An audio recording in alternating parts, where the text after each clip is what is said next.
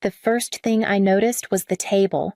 My mother never set the china unless it was Thanksgiving or Christmas, but tonight the plates gleamed under the chandelier like a warning. Crystal flutes lined up at every seat, and a bottle of champagne rested in an ice bucket beside my father's chair. For a Sunday dinner. It felt staged, rehearsed, like I'd walked into someone else's play without a script. I sat down, smoothing the napkin across my lap, pretending not to notice the arrangement. Dorian, of course, had been placed at the head of the table. My parents flanked him on either side, smiling as if this was the natural order of things. I took my usual spot, halfway down, where no one's attention lingered for long. Dinner began with small talk that felt thin, stretched too tight to cover something larger. My mother asked about work. I gave polite answers. My father poured the champagne, though none of us had lifted a toast yet. The bubbles rose, catching the light, distracting me until Dorian cleared his throat. "So," he said, leaning back in his chair, the picture of ease. "Next week I'll be moving into Alara's place." His words landed casually, like announcing a new gym membership. Mom and Dad said it'd be good for both of us. She won't be so lonely in that big house, and I can save on rent while I get things sorted. I tightened my grip on the water glass, knuckles whitening as if pressure alone could keep me steady. The words stung, not because they surprised me, but because of how unsurprised I was. I had seen the boxes in the garage labeled with Dorian's things. I had overheard my mother whispering on the phone about how perfect the timing was. Still, hearing it declared in front of me, as if my consent had already been signed away, made my chest burn. My parents beamed, raising their glasses in celebration. My father's voice carried over the clinking crystal. To new beginnings. Around the table. Everyone lifted their champagne. Everyone except me. I set down my water carefully, my other hand brushing against the edge of the purse at my feet, where an envelope waited for its moment. The smile on Dorian's face widened, but I already knew the celebration was premature, because I had come prepared. I let the silence linger for a beat too long, the weight of their toast pressing against me like a dare. Then I reached down, sliding the manila envelope from my purse and placing it in the center of the table. The shift in the room was instant. Glasses paused midair, my mother's smile freezing at the corners, my father's brow furrowing. "I have news, too," I said, keeping my tone even. My hand rested on the envelope as if anchoring me to the table. "I sold my house last Friday. The couple closes in 30 days. For a moment, there was nothing but the sound of champagne fizzing against glass. Then Dorian's flute slipped from his hand, shattering on the hardwood floor, bubbles spreading like a stain. He didn't move to clean it up. "You what?" His voice cracked, disbelief tangled with outrage. My father pushed back his chair sharply, the legs scraping across the floor. "Ilara, don't be ridiculous. You can cancel a sale. There's always a cooling-off period." He waved a dismissive hand, as if paperwork and contracts could be erased with a gesture. My mother's lips tightened. "We already promised Dorian he'd have a place to stay. You can't possibly expect him to find something in 30 days. I kept my fingers steady on the envelope. "It's done." The word hung heavy. Final. Across the table, Aunt Rosalie tilted her head, eyes narrowing just slightly. But she didn't speak. She only watched, as if waiting to see how far this play would go. My parents exchanged quick glances, their united front cracking just enough to show the panic underneath. Dorian's face flushed red, his mouth opening and closing like he couldn't decide whether to argue or shout. I leaned back in my chair, feeling the shift settle over us. The game had changed, and, for once, I wasn't the piece they could move. The call started the next morning. Aunt Lila's number flashed on my screen before I'd even poured my first cup of coffee. Her voice was heavy with disappointment, each word sharpened to cut. "I can't believe you'd sell your house just to spite your brother." He told us everything. You're leaving him homeless. I hung up before I said something I couldn't take back. But the silence didn't last. Uncle Dennis, then Cousin Mallory, then even my father's golf buddy, each one repeating the same script, the same accusation. By noon, it was clear the story had spread farther than I could control. When I checked Facebook, Dorian's post glared at me from the top of my feed. Hardest lesson in life is realizing family isn't always there when you need them most. Grateful for those who truly care. Everyone else. God sees your heart. Dozens of comments followed sympathy, outrage, support for him. My mother's reply sat beneath them, shining like a seal of approval. We love you, son. We're always here for you. I slammed the laptop shut, pulse racing. At work the next day, I caught the shift in the air. Victor Lane, my colleague, leaned against my cubicle wall, his expression tight. I don't mean to pry. Ilara, but people are talking. Your brother came into the cafe downstairs and told the barista you kicked him out. Word got around fast. Heat rose to my face, but I forced a steady breath. He was never living with me to begin with, I said, but the words felt flimsy against the narrative already moving through the halls. By the end of the week, I stopped answering calls. Every voicemail blurred together lectures dressed as concern. Disappointment wrapped as advice. The noise grew louder, while my own truth felt smaller each time I tried to speak it. In the quiet of my kitchen, I stood surrounded by half-packed boxes, the evidence of my reality pressed against the walls, while the world outside decided its own version of my story. The accusations swirled louder with every passing day, but none of them knew the truth I carried alone. The sale of my house wasn't born from spite, it was survival. Last spring, a storm peeled back shingles like paper, exposing 3 separate leaks. The contractor's invoice had read $11,000, a number that nearly knocked the breath out of me. I emptied my vacation fund, took a small loan, and told myself it was a one-time emergency. But emergencies multiplied. A month later, the water line burst, flooding the yard and seeping into the basement. The city handed me the bill, $8,200. I remember standing in the kitchen that night, eating ramen straight from the pot, staring at the damp streak climbing up the wall while trying not to cry.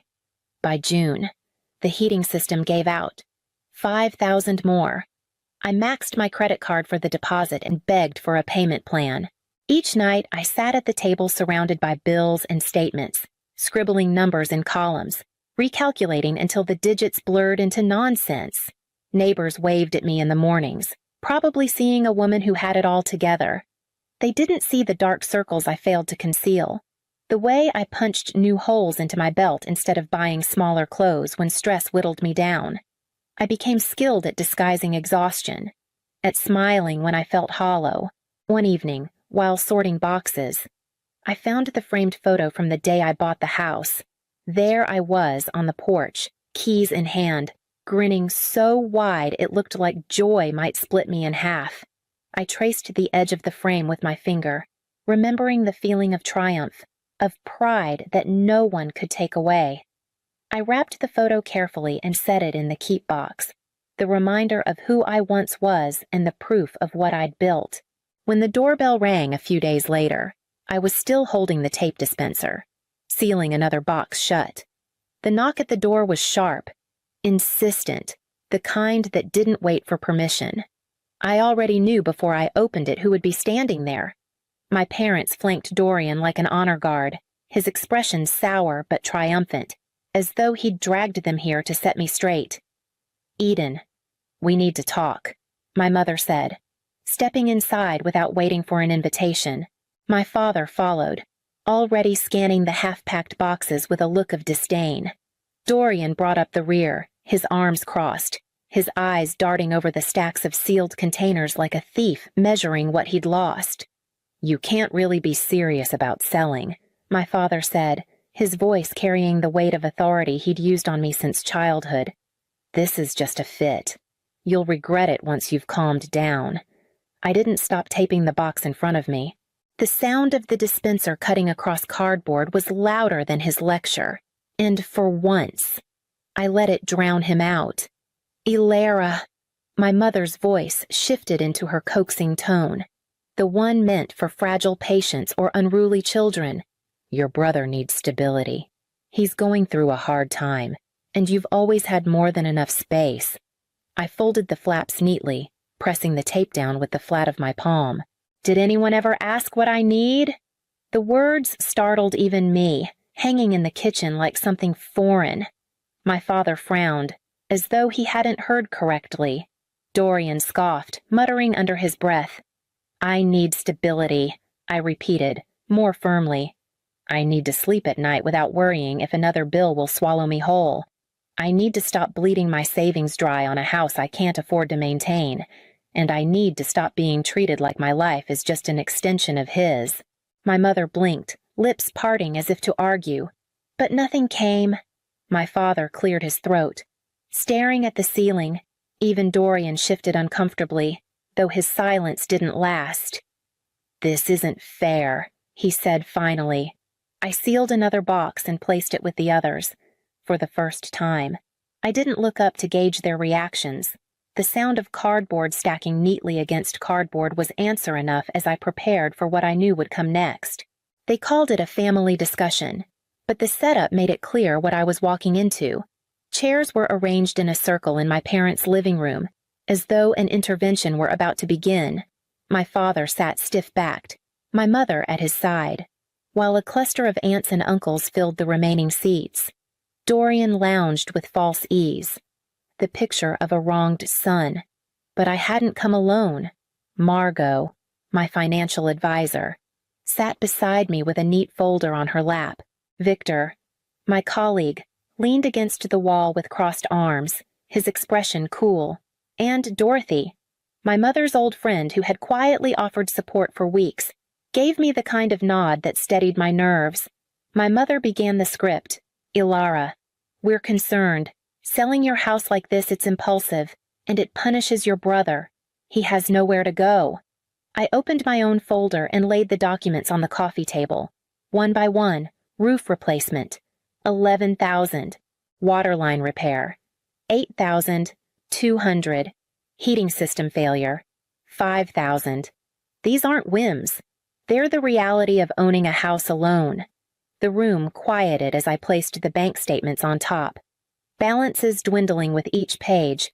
Aunt Rosalie, who usually played silent observer, leaned forward.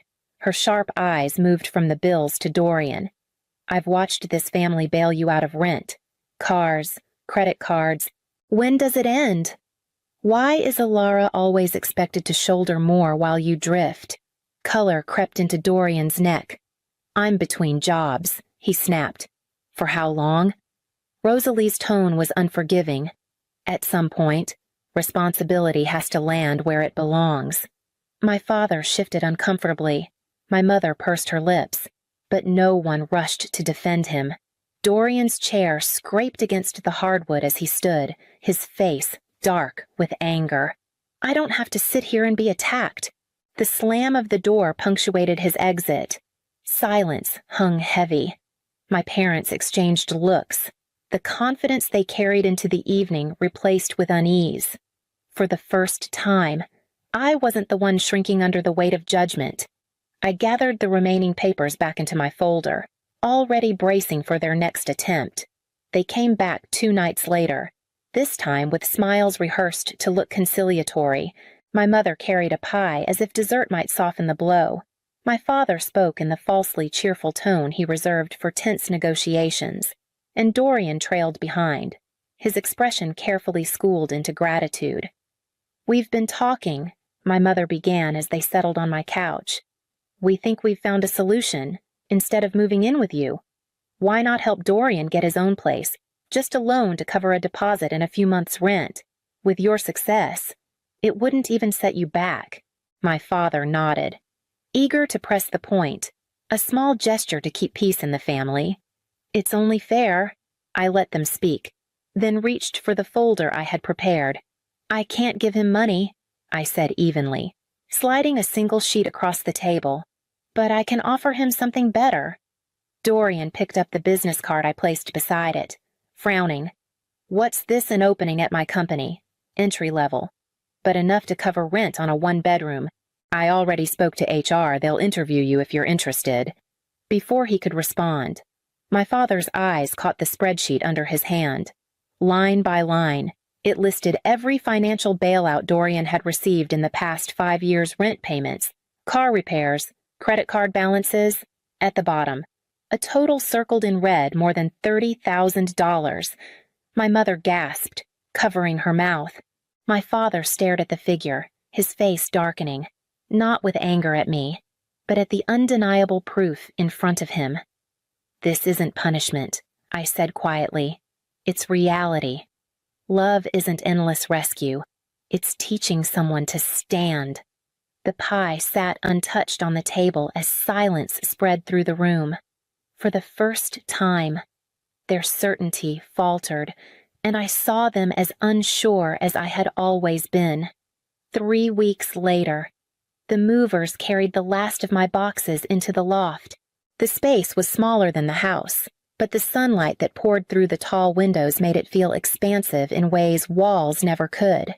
The silence was different here too, no longer hollow, but open. My new mortgage was nearly a third less than what I had been paying, and for the first time in years, my budget showed more green than red. I spent the first night surrounded by unpacked boxes, eating takeout on the floor and feeling lighter than I could remember. No creaking pipes threatening to burst, no roof groaning under another storm. Just clean walls and a future I chose. Margot stopped by a few days later with a bottle of wine. She wandered through the loft, nodding at the half-furnished rooms. "You know this isn't running away," she said, handing me a glass. "It's choosing wisely. You cut the weight before it sank you. That's not weakness, it's strategy." Her words sank deep, soothing the lingering doubt I hadn't admitted aloud. I had grown used to believing that endurance was proof of strength, but maybe letting go was its own kind of courage. On Thursday evening, I walked into my first photography class, camera in hand. The room buzzed with quiet energy students introducing themselves, tripods being adjusted, lenses clicking into place. I slid into a seat near the back, feeling nerves give way to anticipation as the instructor spoke about light and shadow, about seeing the world differently.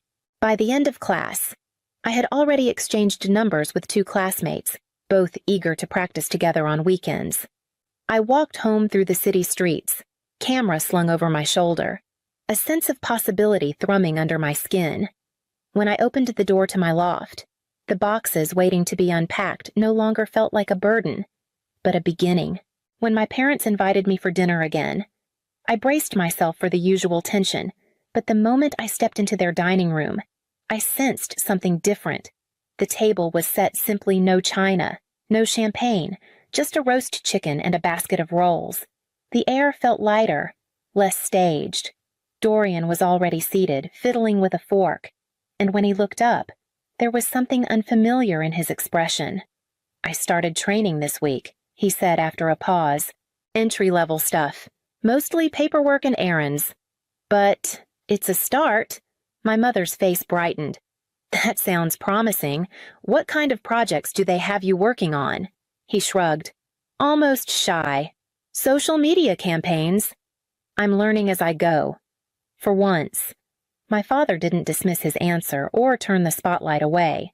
Instead, he nodded. "Every job teaches you something. Stick with it." I sipped my water, listening as the conversation moved back and forth without the usual undercurrent of blame. My parents asked me about my photography class, and for the first time in years, their curiosity felt genuine rather than perfunctory. Dorian kept glancing my way, as though expecting me to cut him down, but I didn't. I only nodded when he described his tasks, offering encouragement without taking ownership of his progress. The balance held, delicate but present, like the fragile stem of a wine glass that might break if handled carelessly. As dessert was served, laughter rippled around the table, soft and cautious, but real enough to remind me that something fundamental had shifted. It wasn't resolution, not yet, but it was a beginning. Later that night, as I drove home, the memory of that simple meal stayed with me, carrying me into what came next. The loft was alive with warmth the night I opened my doors to friends who had become something closer to family. Victor brought a stack of board games, Margot carried a bottle of wine, and Dorothy arrived with her usual wit, filling the space with laughter that echoed off the bare walls. We crowded around the coffee table, plates balanced on our laps, stories flowing as easily as the drinks. For once, I felt surrounded not by obligation, but by choice. Later, when the others had gone and the loft quieted again, Dorian lingered by the window. His voice was low, hesitant. "Can you help me with a budget? I don't want to screw this job up." I nodded, surprised by the vulnerability in his tone. We spread his pay stubs and expenses across the table, and for the first time, I saw him leaning into responsibility rather than running from it. A few days later, my parents stopped by. The conversation was halting, awkward, but different. My mother admitted, softly, that they hadn't realized how much they had asked of me over the years. My father said little, but the silence was no longer dismissive. It was reflective, uncertain. They didn't have answers, but they were willing to try. As I packed away the papers from Dorian's budgeting session, I felt the truth settle quietly inside me. Boundaries hadn't broken us. They had forced us to grow into something new, fragile but real, like the beginning of a different story.